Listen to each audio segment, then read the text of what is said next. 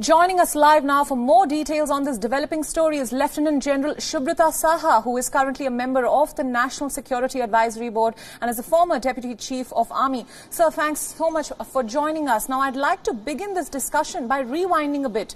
We know the talks of disengagement were on between India and China. And I believe the question on all our minds is, how does a violent clash like this take place where 20 Indian soldiers are killed? And in fact, our sources are now telling us that 4 Indian soldiers as of now are in critical condition. So what, in your opinion, could have precipitated this violent clash? You see, from the reports that we have available, it's quite clear that they had agreed to de-escalate from all these areas on the 6th of June.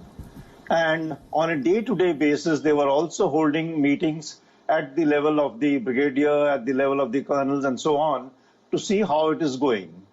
So quite clearly, day 4 yesterday, in the evening, in fact late evening, when our people were verifying if this de-escalation has, or whatever, the agreed disengagement and pulling back was to happen, when they were verifying that, that is the time when this scuffle has occurred. And obviously it has become as aggressive and as violent as you've just mentioned. And quite clearly, all these, agreements and protocols that we have, they have all been violated. And this is, I think, a climaxing of a trend that we have been witnessing for the last almost 6 to 7 years. It has only got, worsened year after year. 2013, I think, is when the this kind of misconduct started, and today we are seeing it in its worst dimension. And quite clearly, those agreements, protocols are not tenable any longer. They all either need to be revisited, or we just have to dump them and decide what do we want to do next. And even over here, I am of the opinion that it is not as if, it is some one-off isolated incident. It is very much part of a design. And with the Chinese, nothing happens so locally. It's all very much, planned and worked out. Right. And why I state this, if you see the complete range over which this, incident of Eastern Ladakh has happened, for a moment, let us forget about the Sikkim part.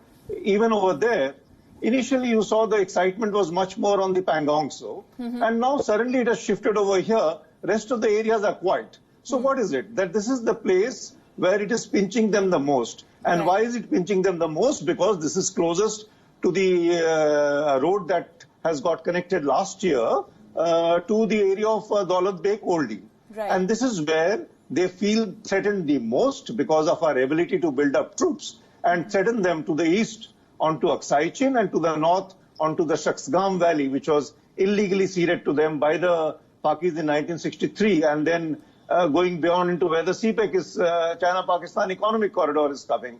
So obviously this is the area which is threatening them the most, and therefore such, barbaric kind of conduct. This is not military conduct. Absolutely. This is not how disciplined soldiers behave.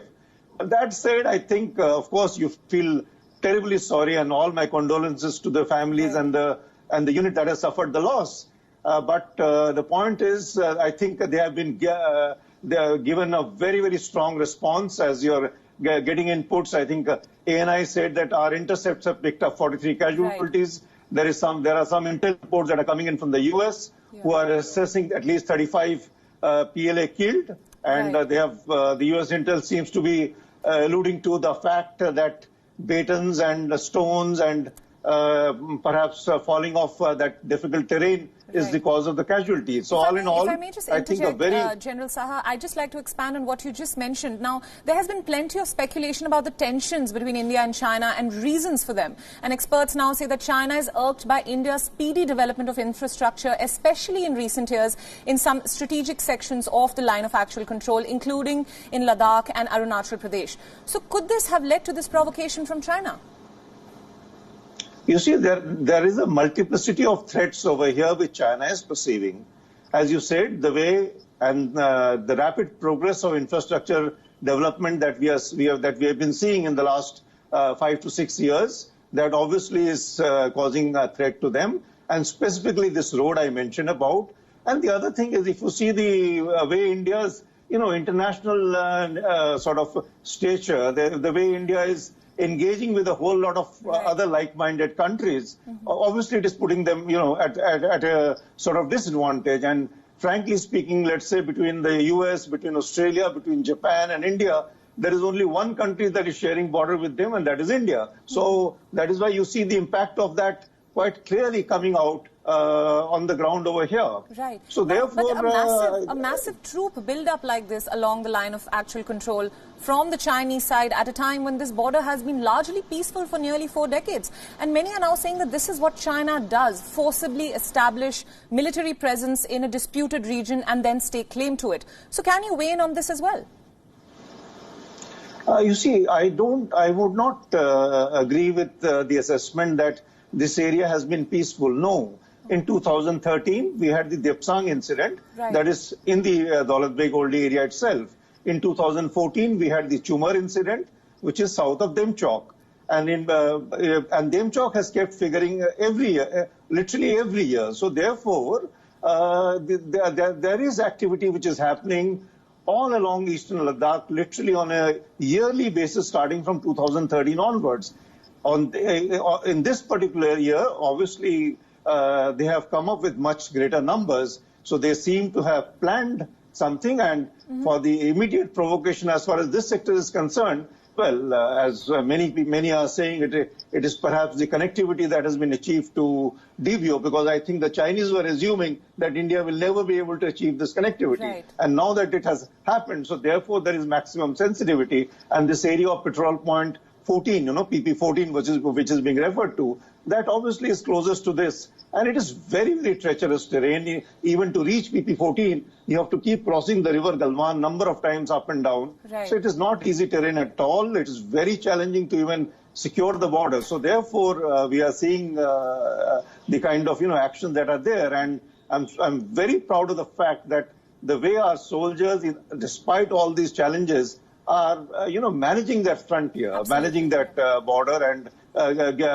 giving the most befitting response that the Chinese deserve. I mean, if they have used stones, they have got it back with stones. And tomorrow, if there is an escalation, the way we have built up our troops, I'm more than certain that they are going to get it. They are going to get what they are asking for. Now, in all of this, we cannot ignore one very important factor, that China and its President Xi Jinping are facing global criticism over their poor handling of the coronavirus outbreak, and now a skirmish like this at the border. So could this be a tactic to distract or deviate from the criticism that is being targeted at China? Yes, of course. And, from China, because everything is so opaque, you don't come to know. But for the people who are, well into it, if you read, it is not only the handling of the COVID, there is a lot of dissension within China, because the way Xi Jinping has chosen to, keep himself forever and ever. So there is dissension because of that. We are all aware of what's happening in Hong Kong, how the, agreements with the British have been completely, thrown into the garbage, and the way they are enacting new laws. What's happening in Taiwan? I mean, it's actually speaking from every corner today. China is in a difficult position. In the US, only a little while back, I think something has been tabled in the Congress that, why don't we change our stance on Tibet? The trade war we are well aware of. We are seeing what's happening with France. They expressed their, annoyance with France because they decided to refurbish the ships of Taiwan. And France said, you go ahead and mind your business with the COVID. Right. These are our agreements with Taiwan. We will do what we need to do. Right. We are aware of what's happening with Australia. We are aware of what's happening with the UK, where a whole lot of former ministers have written to the Prime Minister Boris Johnson that UK must lead to sort of protest against whatever is happening in Hong Kong. Right. So clearly speaking, they are cornered from every direction. So therefore, these kind of reactions and this kind of very bizarre conduct on the field. Right. Now, India for now has blamed these clashes on an attempt by the Chinese side to unilaterally change the status quo at the border, rebutting China's claims that Indian soldiers crossed the border. So the question which begs to be asked is, what change really in status quo of the peaceful border does China intend to make? You see, now over in these areas, there are multiple lines. When I say multiple, some places there are 2 lines, some places there are 3 lines, some are 1960 claims, some are later, line of actual control. The long and short of the point is, these are not boundaries that are agreed upon. Because they are not agreed upon, so therefore they are not delineated, they are not demarcated, and hence all this confusion. But that apart, I mean, that situation was carrying on quite okay till about 2013-14, from when we are seeing, this kind of deterioration in the abidance with the principles and the protocols. And this time around, I think it has been completely dumped.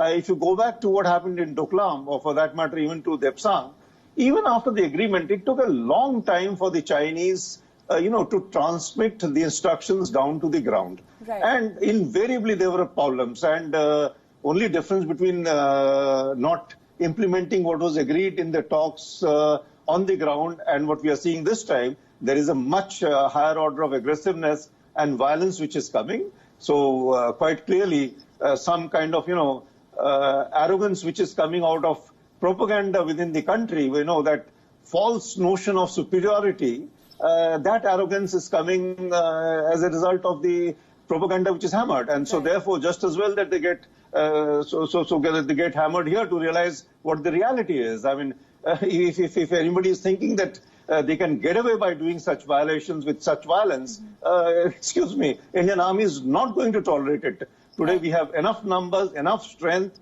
whether it is in terms of the infantry over there, whether it is in terms of artillery, tanks, infantry combat vehicles, air force. From every angle, I think the country is well prepared to exercise any option that the situation may require.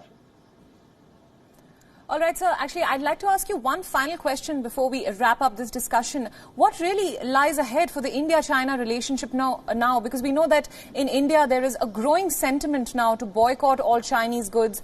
India has also said that they will not be compromising on the territorial integrity and sovereignty. So what lies ahead between the two neighbors? Again, it's a very, very good question which you ask, because if you see all over the country today, there are protests which are happening.